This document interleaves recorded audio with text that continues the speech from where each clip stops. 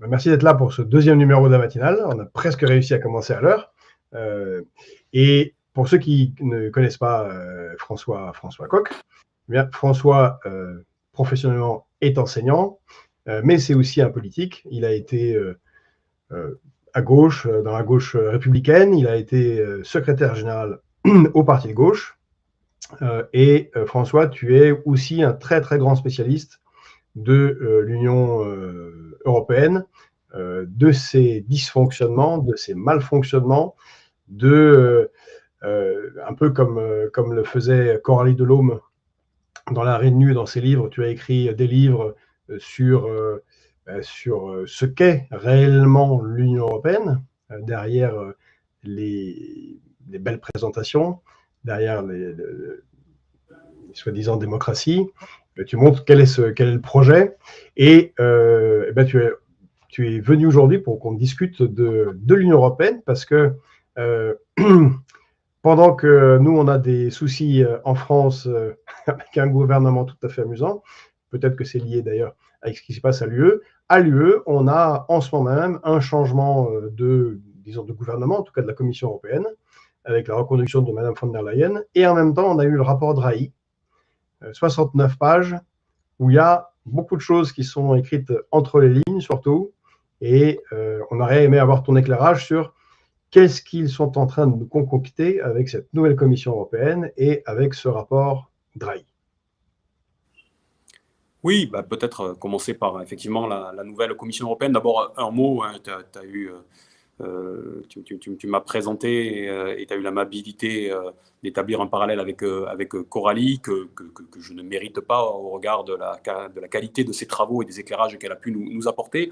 Moi, j'ai travaillé de manière plus restreinte, peut-être, en m'appuyant sur ce qu'elle avait fait, sur la question notamment de souveraineté européenne, parce que j'avais entendu dès 2016 M. Macron prononcer ce mot, je l'ai vu théoriser cette idée. Et comme je suis, comme tu l'as dit, un défenseur du camp républicain et de la souveraineté populaire et nationale, j'ai bien compris en quoi cette idée de souveraineté européenne était un perce-muraille, d'une certaine manière, pour répondre à une question politique, qui est la question politique des blocages électoraux, qui est la question politique de la démocratie minoritaire, je vais y revenir, pour finalement transférer la souveraineté populaire et nationale vers l'échelon européen, où elle devient une souveraineté, pour le coup, déléguée à l'impérium technocratique. Donc voilà, moi, un petit peu ce qu'a été l'objet de mes travaux. Et tu viens de le dire, il y a une commission qui vient d'être nommée, qui doit encore être avalisée désormais par le Parlement européen, qui fait suite aux élections européennes du mois de juin, et qui finalement continue le processus que je viens d'évoquer à l'instant. Pourquoi le continue-t-elle? D'abord parce qu'il y a une réalité matérielle et concrète. Je parlais de démocratie minoritaire. Ma thèse est que, après toute une période d'alternance d'une quarantaine d'années, un peu partout dans l'Union européenne, entre la gauche et la droite, entre la social-démocratie d'un côté et la démocratie chrétienne de l'autre, tout ça a commencé à voler en éclats, notamment avec le traité de Maastricht, puis plus encore avec le traité constitutionnel européen de 2005, parce que les gens se sont rendus compte que gauche et droite, social-démocratie et démocratie chrétienne, appliquaient la même politique. Donc à partir du moment où ils appliquaient la même politique, eh bien finalement, les gens se sont dit à quoi bon? Donc ils ont commencé à restreindre la surface de ces partis. Que nenni, ces partis se sont dit, c'est pas grave, on a une alternative, on va se mettre ensemble. C'est ce que j'ai appelé l'ère des grandes coalitions, l'ère des gros co, sur le modèle de la grande coalition allemande entre le SPD, les sociodémocrates, et la CDU, la démocratie chrétienne, qui est devenue un modèle assez général dans l'Union européenne au tournant des années 2010, puisque ça représentait la moitié des pays de l'Union européenne. Mais même ces grosses coalitions n'ont plus suffi à recueillir l'assentiment populaire, et donc elle n'obtenait plus petit à petit la majorité. Et on est rentré à partir des années 2015 et avec un climax en 2018 dans ce que j'ai appelé l'ère de la démocratie minoritaire. C'est-à-dire que même les grosses coalitions ne suffisaient plus à avoir des majorités au sein des parlements nationaux, Et donc, puisqu'on n'arrivait plus à créer des majorités, on se retrouvait dans des situations de blocage électoraux qui conduisaient soit à revenir aux urnes, soit à créer des majorités branlantes, désidéologisées, qui n'ont pas beaucoup de sens et qui n'ont qu'une durée de vie limitée. Voilà quel était la situation actuelle du gouvernement en France, la situation politique en France, est une illustration parfaite de ta thèse. C'est-à-dire que c'est 100% ce que tu as décrit. C'est exactement ça qui s'est passé, en fait. C'est-à-dire qu'on en a deux modèles sous les yeux. On a un modèle qui est in situ, parce qu'il est intervenu un petit peu avant nous, c'est l'Allemagne, où ils ont une espèce de grande coalition qui n'a aucun sens. Excusez-moi, mais le SPD, les sociodémocrates, avec les Verts, et avec le FDP, qui sont des libéraux d'un point de vue économique chimiquement pur, hein, des libéraux, quoi. Ça n'a pas de sens, et donc ça ne porte pas politiquement. Ces gens ne sont d'accord sur rien, ils n'arrivent pas à définir une politique, et l'Allemagne est aujourd'hui à l'agonie de ce point de vue-là, avec un désaveu populaire gigantesque. Imaginez que cette coalition, les trois partis de cette coalition réunis, ont fait moins de 15% à eux trois, en Thuringe ou en Saxe, il y a encore 3 semaines, et certains ont quasiment été rayés de la carte aux élections du week-end dernier dans le Brandebourg, je pense notamment au Verts et au FDP qui a recueilli 0,8%. Voilà, donc, et qui n'ont pas de représentants. Et donc, tu viens de le dire, en France, on a la même situation, mais avec un décalage temporel qui est dû au fait que M. Macron a donné une respiration, une bouée de sauvetage pendant un temps, parce qu'il a réussi à pratiquer, qu'on le veuille ou non, une forme de populisme dans l'élection de 2017. Mais bien évidemment, ce décalage dans le temps, il nous fait rentrer plus tard dans l'ère de la démocratie minoritaire, mais ça va être peut-être d'autant plus violent que les autres pays sont en train de chercher des solutions pour en sortir, quand nous, en France, on continue à avoir des formations politiques, tant du côté de M. Macron que du côté des oppositions, qui se complaisent dans la démocratie minoritaire parce qu'elles croient y voir un raccourci vers le pouvoir. C'est-à-dire que ce sont des gens qui ont théorisé, qui ont accepté l'idée d'abord de la tripartition, qui est le premier piège à la tripartition, c'est ce qui résulte de la stratégie du vote utile. La stratégie du vote utile, c'est ce qui s'est passé par exemple pour l'élection présidentielle de 2022 et qui oblige à façonner trois blocs qui nous enferment dans la stratégie minoritaire.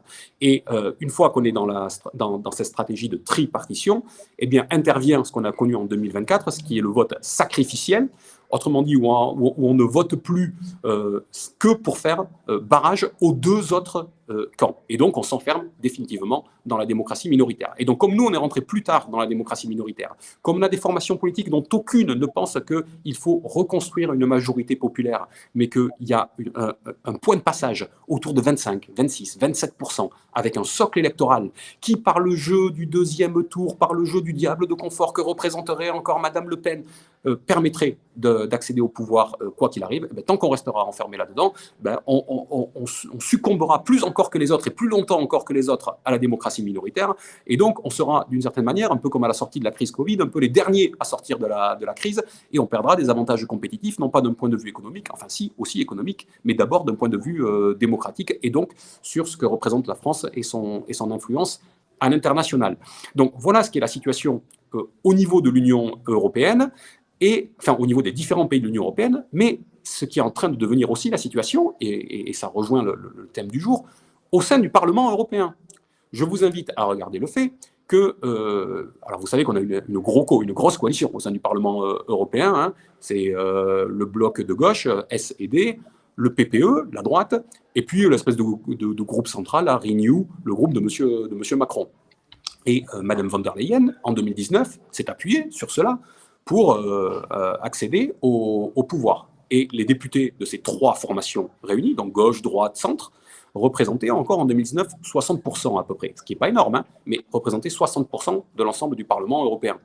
Aux élections de 2024, qui ont eu lieu il y a 3 mois, là, au mois de juin, attention, les trois sont descendus à 55% du Parlement européen. Donc, comme dans l'ensemble des pays européens, cette espèce de grosse coalition est en train aussi progressivement de s'effondrer, obligeant d'ailleurs Madame von der Leyen à aller chercher des soutiens nouveaux du côté de ERC, le groupe de Madame Meloni.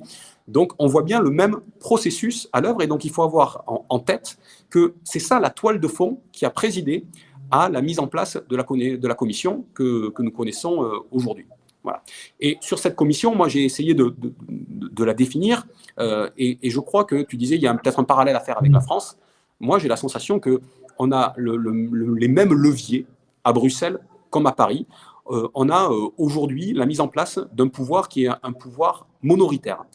Qu'est-ce que je suis en train de dire par là avec ce sale mot minoritaire? Ça veut dire que ça renvoie à minoritaire. C'est ce que je viens d'expliciter. Démocratie minoritaire en France, on file vers la démocratie minoritaire, y compris à Strasbourg et à Bruxelles. Mais aussi mono, c'est-à-dire que c'est un pouvoir qui est de plus en plus dans les mains d'un seul et qu'il applique, bien évidemment, vous l'aurez compris, de manière de plus en plus autoritaire. Et c'est peut-être ça qu'il est intéressant de regarder dans la composition de la Commission européenne telle qu'elle s'est mise en place.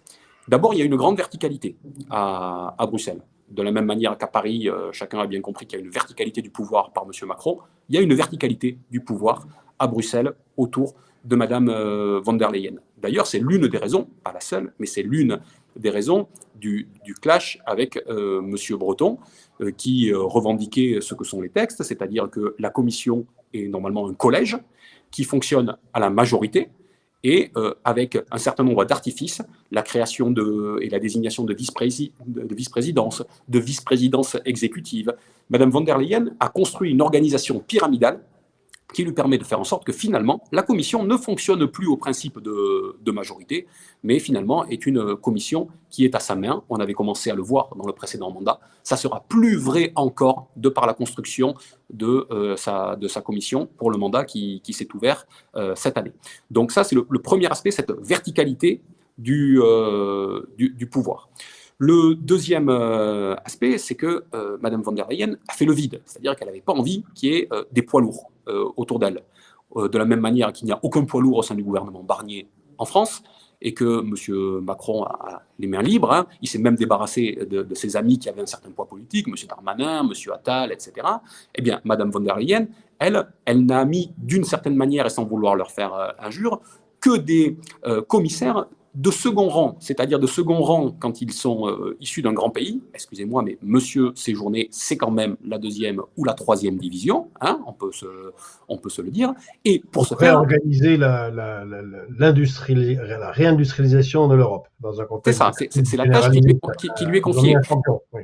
C'est la tâche qui lui est confiée, mais la manœuvre a consisté pour Mme von der Leyen à évincer M. Breton, dont je ne pense pas que du bien, mais qui pour le coup avait un poids politique autre à Bruxelles, était capable, et d'ailleurs le faisait désormais depuis quelques mois, de s'opposer à Mme von der Leyen, et Mme von der Leyen a fait du chantage auprès de la France et de M. Macron, en disant soit M. Breton reste en place, mais dans ce cas-là, il aura une commission restreinte en termes de surface et de poids politique, soit je vous donne une commission avec un intitulé beaucoup plus gros, mais vous me mettez quelqu'un à ma main, et c'est tellement quelqu'un à la main que c'est le bras droit, Fidel Toutou, de M. Macron qui a pris le poste. Donc elle a évincé les différents poids lourds qu'il pouvait y avoir. De la même manière, Charles Michel, qui n'est pas non plus une gloire, mais qui avait un poids politique, qui était le président du Conseil européen, va désormais laisser la place à un grand ami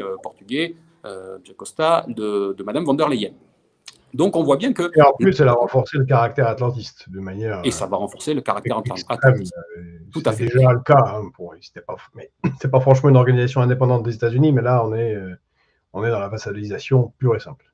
Ben, j'y viens avec le troisième point, c'est-à-dire c'est la mise sous contrôle. La mise sous contrôle des domaines stratégiques qu'il y a à avoir. Là encore, le parallèle avec la France. Hein. Vous aurez noté que dans le gouvernement Barnier, M. Macron, lui, il a surtout négocié le fait que dans le domaine de la politique étrangère, il mettait pas grand-chose, M. Barrot. Et à la défense, il maintient M. Lecornu, avec lequel il travaille en bonne intelligence et qui est à sa main, en direct. Donc, de la même manière, au niveau de la Commission européenne, il y a 4 secteurs qui sont stratégiques pour l'avenir, et plus encore dans la séquence internationale, et je parle sous ton contrôle, Georges, dans la séquence internationale dans laquelle on est. C'est la défense, c'est la question de l'élargissement, c'est la question de la Méditerranée, et c'est la question du poste de haut commissaire à la politique étrangère. Eh bien, les 4 commissaires qui ont été placés sur ces 4 secteurs viennent, et là encore je ne veux pas faire injure à ces pays, mais viennent de Lituanie, de Slovénie, de Croatie et d'Estonie pour la haut-commissaire à la politique étrangère, Madame Kaja Kallas. D'abord, ça veut dire, que la plupart d'entre eux ont un prisme et un tropisme dans la vision qui est la leur, notamment sur le conflit en Ukraine et nos relations avec la Russie, et le fait que la pensée stratégique de la nouvelle Commission européenne est tournée vers l'Est aujourd'hui, mais est aussi tournée vers l'Est pour les 5 ans, quand bien même des faire, ont lieu ailleurs. Madame Kaja Kallas est estonienne, donc, comme tu l'as dit, un pays d'1,1 million d'habitants. Donc, son poids personnel dans les relations internationales va être faible, puisqu'elle n'a pas un grand pays derrière elle. Mais en plus, elle fait partie des néoconservateurs les plus excités. Blinken à côté est tout à fait sympathique, puisque publiquement, elle déclare que le but de guerre, c'est de diviser la Russie en 15 pays différents. Bon, passons sur le fait que ça sert à la propagande du Kremlin de manière idéale, mais elle est pour la guerre avec la Russie, donc une nation nucléaire, jusqu'à son découpage. A priori, ce n'est pas la meilleure cliente pour trouver des solutions négociées et pacifiques. Elle aurait été meilleure comme ministre comme chargée des questions de défense. Mais non, elle s'occupe de la diplomatie européenne. Voilà, donc on voit bien cette stratégie de mise sous contrôle, là, à la main de Mme von der Leyen, en donnant, tu l'as dit, des portefeuilles aussi importants, aussi stratégiques, à des représentants de pays qui, en tant que tels, ne sont pas des acteurs sur la scène internationale. Autrement dit, qui ne peuvent parler que par le biais de l'Union et de la Commission européenne en la circonstance. Donc ça, c'est un nouveau point de ce que je voulais décrire dans cette Europe et de cette descente minoritaire vers laquelle on est en train de s'acheminer. Un autre point est la dilution et le fractionnement du pouvoir. En France, on l'a vu, je continue mon parallèle, pardon, mais en France, on l'a vu avec le gouvernement Barnier. Enfin, vous vous rappelez, ça fait des années, des décennies maintenant qu'on nous dit qu'il faut des équipes réduites, qui sont des équipes d'action avec des gouvernements limités. Là, les mecs, ils se retrouvent à 40, ils ont été obligés de créer un poste de ministre délégué à la coordination de l'équipe gouvernementale. La fille, elle est géo du gouvernement, quoi. Voilà. Elle est là pour organiser leur séminaire et faire des stages de cohésion en rafting, j'imagine, quoi. Bon, donc on en est là en France. Eh ben, côté Union européenne, on rigole, mais ça doit être ça, quasiment. Quasiment. Ouais. Quand la séance elle doit agir, elle doit faire quelque chose avant le Conseil des ministres pour que ça a l'air de tenir vaguement. Ça doit être ça. Eh ben, côté Union européenne, ils font ça de manière un peu plus délicate, mais un peu plus brutale aussi.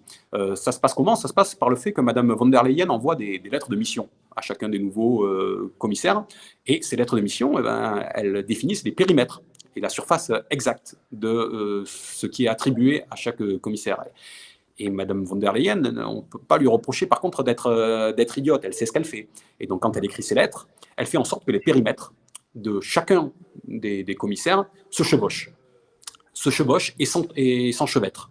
Autrement dit, aucun ne va être libre de ces mouvements. Il va être obligé de composer avec les autres commissaires. Et au regard de la structure pyramidale que j'ai évoquée au début, eh bien finalement, la prise de décision, elle va se passer tout en haut. C'est Mme von der Leyen qui tirera les ficelles, donc par cette stratégie du fractionnement et de l'enchevêtrement qu'elle a organisé. Et puis le dernier point, qui est un point peut-être plus politicien, mais qui n'est pas inintéressant de regarder, c'est quand même que de la même manière qu'en France, on voit qu'on se retrouve avec un gouvernement Barnier à structure de base LR, quand bien même ce parti est en chute libre dans la représentation qui est la sienne au sein de l'Assemblée nationale. Et bien de la même manière, Mme von der Leyen fait le choix de s'appuyer aussi sur la droite au sein du Parlement européen par une surreprésentation du PPE. Alors le PPE, c'est un gros groupe, c'est le plus gros groupe du Parlement européen, mais malgré tout, Mme von der Leyen a été chercher 15 commissaires sur les 27 au sein du PPE. Donc on voit là qu'il y a un choix stratégique en France au sein de l'Union européenne, au sein de beaucoup de pays de l'Union européenne, de se dire est-ce que la sortie est-ce qu'un biais pour échapper à cette démocratie minoritaire qui se profile ou qui est en place n'est pas d'essayer de reconstruire et de reprendre appui sur la droite qui est suffisamment aujourd'hui affaiblie un peu partout, pour essayer de la refaire à la main et de la remettre à la main du bloc élitaire. C'est ce qui est en train de se passer en France avec la manière dont M. Macron phagocyte LR. Ben, c'est un peu ce qui est en train de se passer à Bruxelles. Madame von der Leyen est certes issue elle aussi du PPE, mais elle est plus que cela. Elle est plus la représentante du bloc élitaire que je viens d'expliciter, elle est plus la représentante des intérêts américains, et elle est en train de mettre le PPE, elle aussi, à sa main à Bruxelles. Voilà un peu, moi, comment je vois les premiers éléments d'analyse de la commission qui vient d'être nommée et qui, donc, je le répète, doit encore être avalisée par le Parlement européen, mais qui, honnêtement, ne pensons pas que nous sommes rentrés à Bruxelles ou à Strasbourg en régime parlementaire. Le pouvoir continue à être à Bruxelles. Merci, c'est extrêmement clair et synthétique.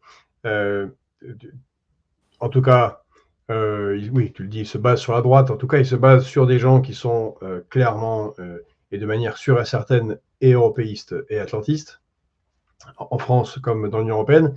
Alors, tu l'as dit dès le début, tu as été un des premiers à remarquer le mot utilisé par, le concept utilisé par Emmanuel Macron de souveraineté européenne. Et en réalité, c'est le concept clé des deux présidences Emmanuel Macron, car il est beaucoup critiqué, à juste titre. Mais si on regarde tout ce qu'il a fait sous le prisme de la construction de la souveraineté européenne, donc comme tu l'as dit, du transfert de souveraineté de la France à une instance supranationale qu'est l'Union européenne, et en définitive à une sorte d'oligarchie déconnectée du peuple, mais tout ce qu'il a fait est parfaitement rationnel et cohérent, y compris le bordel qu'il a mis dans notre pays avec la dissolution et ce gouvernement très fragile qu'il a mis en place, qui lui laisse les mains libres, en fait, pour continuer à gouverner seul, en tout cas, réaliser ce projet-là. Or, on sait que la fédéralisation de l'Union européenne, donc la destruction définitive de l'État-nation pour le remplacer par un système fédéral, est l'objectif des gens qui sont à la Commission européenne, de Mme von der Leyen. C'est ça, en définitive, la souveraineté européenne, et ils y sont préparés. On l'avait souligné lors de l'élection européenne, il y avait une tribune dans le Figaro dont j'étais à l'initiative avec quelques autres, sur le fait que eh bien, tout se met en place pour accélérer le processus de fédéralisation. Et là, c'était ma question, c'est on voit dans le rapport Draghi, qui est sorti, dans ses 69 pages, que c'est ça qui perce. C'est-à-dire que dans des détails, jusque dans les détails, il propose que les entreprises de nouvelles technologies aient une législation en fiscalité, en droit du travail, non pas dépendant des États-nations, mais européenne. Donc, l'Union européenne aurait des prérogatives d'État, et il insiste sur un emprunt massif de 800 milliards d'euros par an au titre de l'Union européenne, qui mettrait sous contrôle de la dette un grand nombre de pays, à commencer par la France. Et comme tu l'as souligné, l'objectif est la guerre, puisque ce qu'il dit dans son rapport, c'est il faut, avec ces emprunts, développer l'industrie et l'armement dans l'Union européenne. Alors, j'aimerais avoir ton avis sur le phénomène de fédéralisation. Comment est-ce avec cette nouvelle Commission européenne, comment ils vont le mettre en œuvre, et comment, dans ce contexte-là, on peut résister, à commencer par la France. Alors, il y a beaucoup d'aspects. Le premier, c'est qu'il faut avoir en tête que Mme von der Leyen est au départ la créature de M. Macron. Il faut se souvenir qu'en 2019, il y avait l'idée d'un candidat, vous vous souvenez, qui devait être désigné par avance lors des élections européennes, et chaque parti avait avancé le nom d'un candidat, et le candidat du PPE, finalement, avait été rejeté. Le nom de Mme von der Leyen était arrivé sur la table, et ce ne sont pas les Allemands, c'est M. Macron qui était venu faire la bascule pour faire en sorte que Mme von der Leyen puisse obtenir la présidence de la Commission européenne. Donc aujourd'hui, on vient nous expliquer parfois que M. Macron n'est pas d'accord avec Mme von der Leyen. Tout ça est un écran de fumée. Ces deux-là fonctionnent main dans la main. Ça, c'est le premier élément. Le deuxième élément, c'est que les choses ne vont pas quand même aussi simplement que M. Macron le voudrait vers la souveraineté européenne. C'est-à-dire que M. Macron, lui, il était prêt à sauter des étapes. C'est ce qu'il avait théorisé en 2017, lors du discours qui était le discours structurant là-dessus. Enfin, il y en avait deux. Il y avait le discours aux ambassadeurs dès le mois d'août 2017, puis quelques semaines après, le discours de la Sorbonne. Vous vous souvenez, la Sorbonne numéro 1, avant qu'il en fasse un autre en 2024. Le discours de la Sorbonne qui visait à expliciter ce qu'était cette souveraineté européenne. Et donc, M. Macron, à l'époque, pensait pouvoir faire des réformes institutionnelles. Puis en Grèce, sur le troisième, à l'APNIX. Il avait fait le même en Grèce, chez les Grecs, ce qui n'était pas très sympathique vu ce que leur a fait subir l'UE, plus le traité d'Aix-la-Chapelle.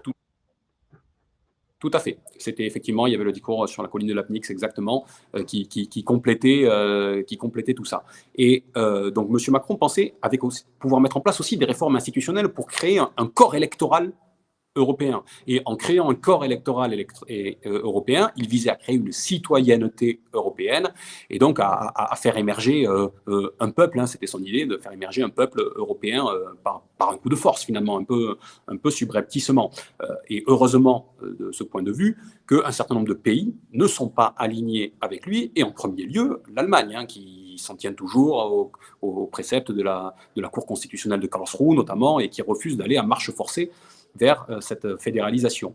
Donc ça, c'était le premier quinquennat de Mme von der Leyen, avec un troisième aspect, je m'arrête là sur le retour sur le passé, mais où l'autonomisation de la Commission européenne n'a jamais été aussi importante que dans le précédent mandat, et notamment sur les deux grandes questions internationales, qui sont la question ukrainienne et qui sont la question du Proche-Orient, où vous vous en souvenez, Mme von der Leyen s'est arrogée le droit d'aller affirmer un soutien sans retenue, sans réserve et sans limite à Kiev dans un premier temps, laissant un peu pantois les différents dirigeants, et de la même manière d'aller se précipiter pour un soutien sans réserve au gouvernement israélien après le 7 octobre, avant même que le jeu diplomatique puisse se mettre en branle, et finalement en mettant tout le monde devant le fait accompli.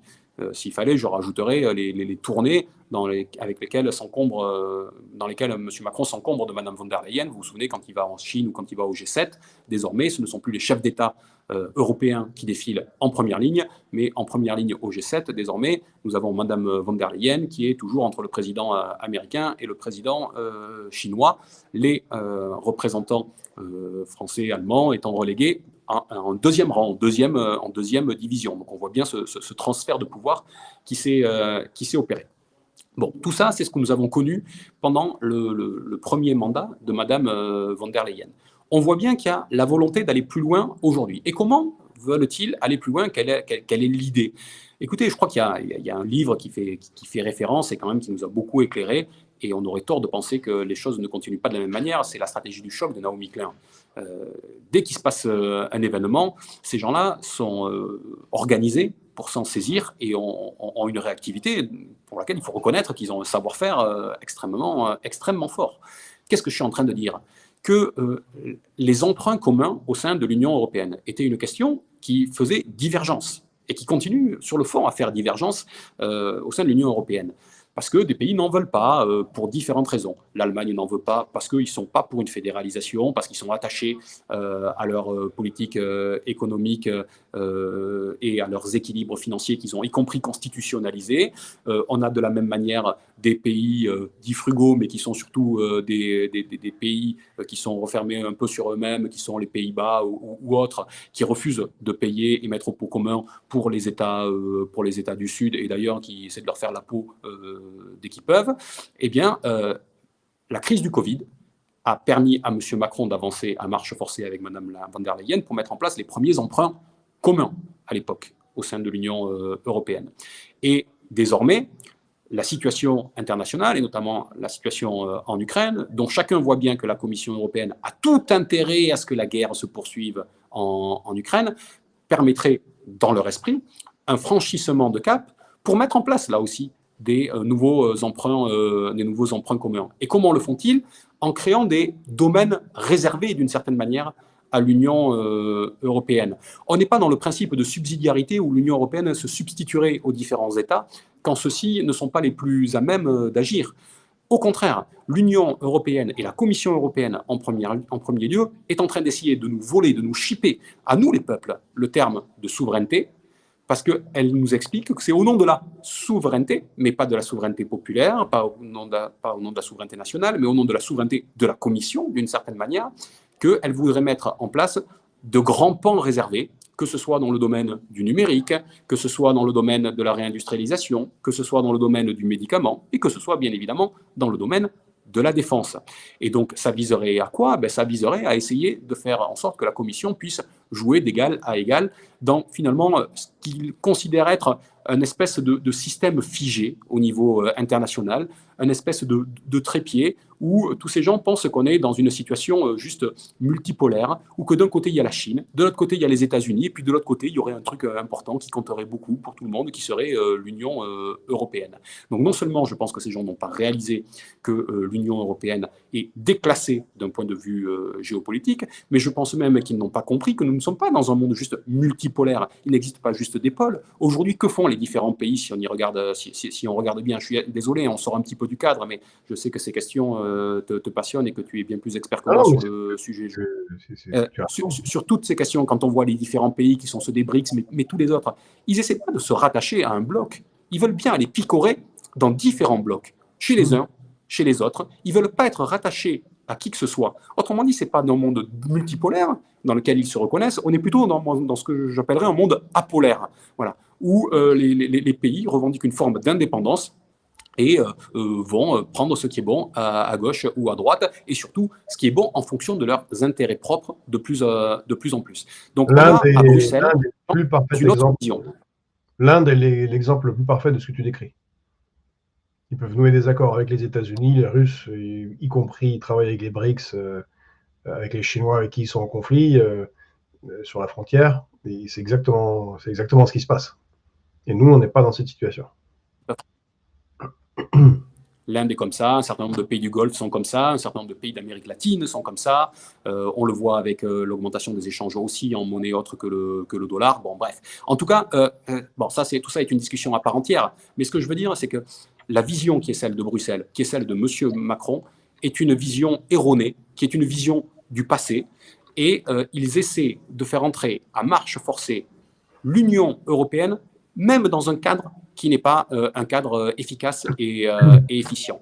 Donc aujourd'hui, voilà, on assiste à ce découpage de tranches entières. C'est ce que décrivait Philippe Séguin quand il disait que le moyen le plus, dans son grand discours, vous savez, de 1992, de mai 92, lors du traité de Maastricht, son grand discours à l'Assemblée nationale, il expliquait en quoi, en saucissonnant la souveraineté, finalement, on peut nous en dessaisir sans qu'on ait l'air de perdre quoi que ce soit. Eh bien, c'est ça la stratégie de M. Macron. C'est en ça qu'il explicitait, on y revient dans son discours de la Sorbonne, la souveraineté européenne comme une souveraineté, je l'ai dit, sur le numérique, sur les questions énergétiques, la souveraineté de la défense, etc., etc.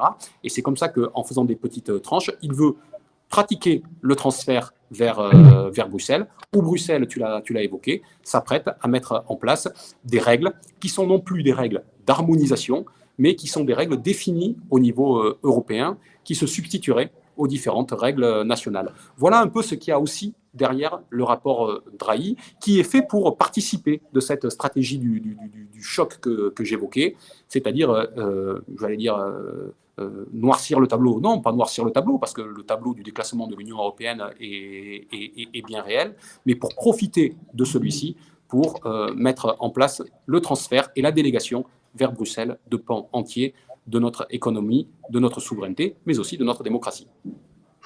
Je pense que tu as entièrement raison en parlant de thérapie de choc, car tout cela se passe alors qu'on est on a une crise économique grave en Europe. Officiellement, la France n'est pas en récession, mais en réalité, elle l'est. L'Allemagne est officiellement en récession, la Grande-Bretagne est officiellement en récession. Puis de toute façon, si l'Allemagne est en récession, l'ensemble suivra. Et on sait, ce qu'a théorisé Naomi Klein, c'est le moment idéal. Alors c'est un pari, hein, et c'est risqué, mais ces gens-là font ce travail. Eh bien, c'est d'appliquer cette thérapie de choc à ce moment-là, au moment de la crise, pour faire avancer leur projet politique. Donc, en l'occurrence, la fédéralisation et voilà, une mise au pas néolibérale de l'ensemble de l'économie au niveau européen. Non, je crois que voilà ce qu'on a sous les yeux. Il ne faut pas prendre le rapport Draghi pour un moment où l'Union européenne, d'un coup, se dit tiens, on va arriver à se réaligner sur les principaux blocs dans le système international. Tout ça, finalement, a un arrière-goût de petite tambouille. Ces gens sont toujours en fait dans l'interne. Quand vous les voyez agir à l'international, pensez qu'ils sont toujours d'abord en train d'essayer de ménager leur petite place, leur petit pouvoir, et toujours leur ligne rouge, qui est le renforcement de la structure européenne au détriment des États-nations. C'est d'autant plus nécessaire, je le disais, et ça boucle un peu la boucle, et je suis désolé parce que je vais devoir m'en arrêter là, parce que tu le disais, je suis enseignant, je marche à la cloche, et je vais devoir aller retrouver bientôt mes élèves, mais on en revient, puisque la boucle est bouclée, au fait qu'on se retrouve dans des situations de blocage électoral dans les différents pays. On retourne aux urnes tous les 6 mois. Vous voyez, en Bulgarie, il y a eu 6 élections sur les 3 dernières années. Aux Pays-Bas, ils ont mis 6 mois pour faire un gouvernement, et c'est un gouvernement totalement brinque-ballant qui tiendra ce qu'il tiendra. En Allemagne, le gouvernement ne tient déjà plus, et les 2 co-responsables et co-animateurs des Verts ont hier démissionné suite aux échecs répétés de leur formation, mais aussi de la coalition, comme je l'évoquais tout à l'heure. La Belgique attend encore son gouvernement.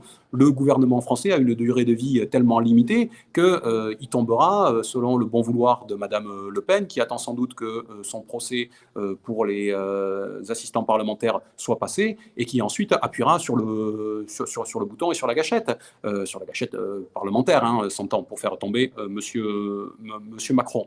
Et si on regarde un tout petit peu quelques années en arrière, on se souvient comment les Espagnols, au tournant de 2016 jusqu'à 2019, sont revenus aux urnes tous les 6 mois. On avait connu la même chose en Italie, jusqu'à ce que Mme Meloni prenne ensuite le pouvoir. Donc on est dans ce phénomène-là, et cette instabilité n'est pas quelque chose qui sied au bloc élitaire, elle leur sied d'autant moins qu'elle empêche la mise en place de leur politique, elle les retarde. On voit bien la perte économique qui est en train de s'affirmer en France du fait de la crise politique.